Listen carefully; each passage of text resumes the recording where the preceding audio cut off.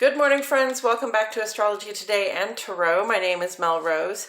This is the Tarot portion and the second half of my daily astrology vlog, which you can check out on my other channel, Astrology Today with Mel Rose. Over there, you will find a description of the day's astrology as I've spelled it out here. Here, I will discuss the tarot card that sits on the side of the page, and then I will play another card that, in the context of the day's astrology, may just give us something to think about. So, let's get into it.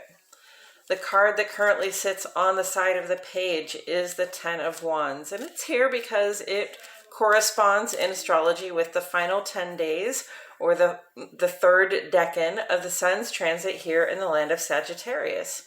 Sagittarius, as you can see, looks a little bit like a wand, right? It's a fire sign, and wands in tarot are fire element symbolism. Fire element symbolism has to do with motivation, willpower, drive, spark, sort of the fire it takes to take action, the restlessness, the impatience, or the excitement, the joy, the pleasure that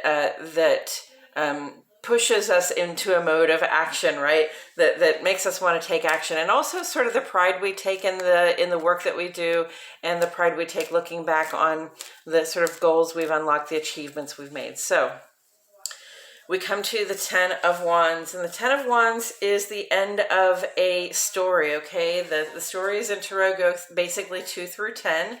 You have an ace card, and then you have some royalty cards at the end there. But the 10 is the end of the road. So think of these wands each as a smaller goal that we have achieved in order to reach this end point, right? This sort of homecoming. And having completed our tasks, our whole set of tasks, we've taken on a whole lot of responsibilities that go with that. And it begins to become something of a burden, okay? So this is a time when, we want to reflect back on what it is that we've done with some pride, but not to the point where we are still carrying the burden of it, not to the point where we're still taking responsibility for sort of having all these plates spinning at once, right? I'm thinking plate spinning because it's a very active thing. You've got to really keep moving, right? You've got to keep those plates moving. So I think of this as like a plate spinning contest, and here we have won the plate spinning contest, but now, it's time to just let the plates drop, right? Lay the burden down and look back with pride on what you have done, but also see that you're at the end of a cycle here, and it's time to seek some renewal. It's time to move on to the beginning of something else. And with that said, I'm going to turn this card over. Oh, friends, the Queen of Wands. Okay, so fire and fire. We're still very fiery feeling in the vibes today, and I love that. So the Queen of Wands is a royalty figure. Wands, again, about that action, that restlessness, that impatience, that passion, that drive, that desire to act, right? And the Queen of Wands, the words that always come up for me with her are joy and determination, okay? So a queen represents mastery of a sort over the fiery impulse, okay? The fiery impulse sometimes being, about joy, sometimes being about, like passion, like desire and drive, but also the fiery impulse also being some, impulses that we sometimes see as negative, like restlessness, impatience, irascibility, even sort of angry behavior, angry ways of being. So here we have the Queen of Wands, and the Queen has learned how to harness all that fiery impulse, whether it is on what you would call the positive side of the coin or the negative side of the coin, right? Harness it and take those feelings that arise, take those emotions that arise when we feel passionate about something, when we feel driven or determined about something, when we feel restless about something, or even angry, upset about it. When we have this will to act, we take that fire and we transmute it into, sort of power, right? The power, the joy, the determination that it takes to actually get the thing done. And queens are sort of referred to as mother figures in Tarot. The Empress being the ultimate mother figure in the Tarot, but queens provide for their people. Okay, the queen's job is not all about the queen. The queen's job has to do with the people that she rules. So through joy and determination, through the harnessing of those energies, she's able to provide provide for the people that rely on her. And part of that has been sort of wrestling with the shadow. This is why we have the black cat here. The black cat has to do with those parts of ourselves that we're not so proud of, that those sort of impatient, irascible, angry, restless parts of ourselves that, that want to fire up and react in certain ways that don't always work very well for us. Okay, so when we come to sort of embrace the fact that those things happen, when we come to embrace the fact that we're restless people, or that we get angry easily, or that we just have this spirit of being driven about us that that is restless and impatient, when we come to embrace that, then we understand that we can use those shadow-like qualities, those things that we would normally try to hide from other people. We can use them to our benefit and to the benefit of the people that we rule and support. Okay, so remember that the shadow can be your friend. Okay, you can make a friend of the shadow rather than trying to shush that cat away, make it disappear, chase it off. Once a cat has decided it's going to stick around, it's pretty much just going to stick around. So, you really kind of, when you see that shadow come up, that restlessness, that impatience, even that angry feeling, you see it come up and you say, okay, this is how I feel, right? And I don't have to push it away. I don't have to pretend it doesn't exist. I can actually make use of that feeling and allow it to empower me to do something positive with it. And where do we see the Queen of Wands on the page today? Well, I'm paying very close attention right now to what's going on here between Venus and Chiron and Mars. There's this triangle here, that's sort of a lopsided triangle between them.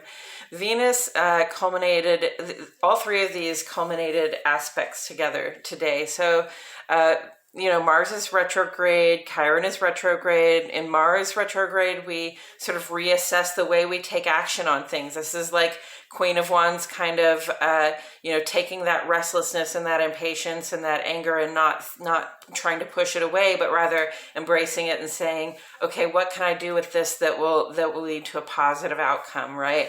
So that's Mars retrograde, especially in Gemini, where we're just sort of like, okay, this action that I would normally take that would work, to be really direct with people, this action is not working for me right now. So I have to go back and reassess. I got to try it a couple of different ways. I have to communicate with others about what it is that I'm trying to do. Try to bring about some kind of perhaps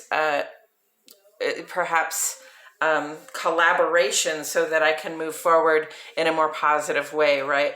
And then Chiron retrograde in Aries, which is ruled by Mars, okay? So the two are very closely linked, and they're sextile. They've been sextile for a while, but they are fully sextile as of today. This is a great opportunity because Chiron retrograde in Aries has us just working on recognizing what it is that we've healed as far as our older wounds go, especially our social wounds from childhood, and allowing ourselves to let down some of the old defenses that are no longer really working for us and that might be getting in the way of our ability to serve in the way that we want to serve, getting in the way of our ability to lead in the way that we want to lead, right? So letting down the old defenses, making friends with those old wounds that have healed, and saying, okay, I don't necessarily just have to get angry and go off about this anymore. I can actually take the impatience that comes up from this feeling and, rather than, hiding behind a defensive way of being, step out from behind that defense and act in a way that is positive, that is going to help. Okay. It's funny that I wrote frustration and a return to relationships that aren't aligned. If your ex calls, don't answer. I don't think I was reading that very correctly, because this is actually a golden opportunity between Mars and Chiron, where it's such a positive vibe where, we're sort of already reassessing our active approaches in the world, and then we get this opportunity between the two of them to actually invent new ways of taking action, especially when it comes to our emotional well-being and our physical well-being. Okay, so ignore this. Really what's happening at this time with the Mars and Chiron is that our obstacles become a little bit more like a minor bump in the road, and this is here to sort of ease our path for the rest of Mars retrograde, which is about halfway through January. In the meantime, Venus is aspecting both of these in kind of challenging ways. Venus is aspecting Chiron right now in a way that does show up the misalignment and cause frustration in our relationships, okay? In our love and in our money. So in our relationship to the people we like, love, and can't get enough of, those people we like to keep close, but also in our relationship to spending and the relationship to finance, our relationship to the compensation that we seek in the world, okay? We're having a little challenge come up, and it's going to be, it's somewhat difficult to even receive guidance around how to deal with it. So it's going to take a little bit of introspection, this Venus square Chiron, that says, yeah, what is it that I am doing to put up roadblocks, to intimacy, to success, to support, to compensation? What is it that I'm doing to sort of get in my own way, receiving the things that I want? And then Venus's quincunx to Mars is this opportunity to make an adjustment where we see tension in our close partnerships. And that's mostly romantic and sexual partnerships, but it can also be, outer life partnerships, friendships, especially that are very close. And this is just a time when we're not necessarily going to align completely with others. And there might be a little bit of a tug of war here between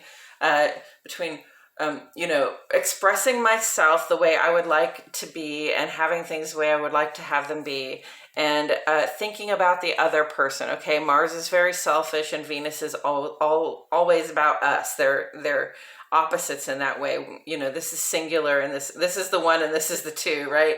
So Mars thinks about the self, and Venus thinks about me in relationship to you.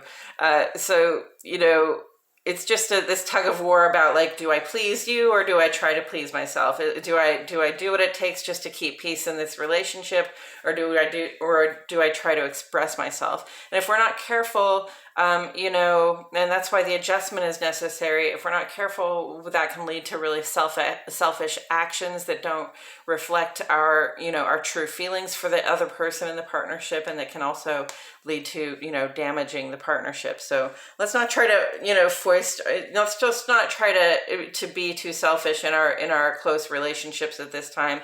Take the other person into consideration. Make sure they want to do what it is that we want to do before we just go ahead and do it, right?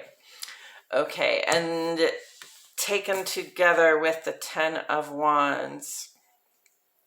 So, the first thing that comes to my mind is like, do you have this wand in hand? Do you have this passion, this drive, this restlessness in hand, or does it have you? Right? This person is dealing with their drive and their sort of their drive and their active approach to solving problems and to culminating goals. They're dealing with their restlessness and their impatience and their passion and their joy, as though these are all things they have to carry, as though they are a burden. And the Queen has come to a point where those wands are no burden to her. In fact, she's sort of combined them all and to be represented by one staff, right? And, rather than sort of wrestling with herself and wrestling with those drives, she's made friends with those drives, where she's made friends with the parts of herself that that before felt like they had to do everything, and it felt sort of embittered about it. I see a little bit of bitterness in this, like, oh, I'm carrying all this weight, I have all this responsibility, there's nobody here to help me, and I can't even see the path in front of me, right? Whereas this person is not bitter, they've laid down their burden, and they've sort of ascended to this level of yes, I've done all this, I can do all of that, and in fact I am empowered to have other people do those things for me at this point, and I'm capable of that leadership, because I have learned to not allow myself to be burdened by those drives and impulses. I hope that makes some kind of sense. I think it kind of does.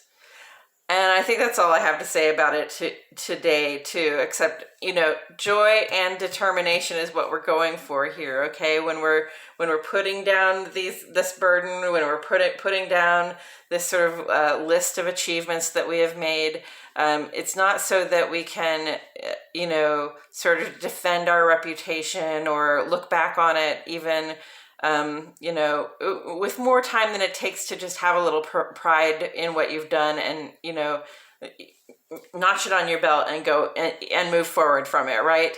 So what we're going for is not, is not to be burdened, or, not to overburden ourselves with responsibility, but to sort of rule in our own lives with that sense of joy and determination, having made friends with these sort of drives and initiatives, in such a way that, they sort of come to us when we call them, rather than us having to carry them around all the time. Okay, that's all I have to say about it.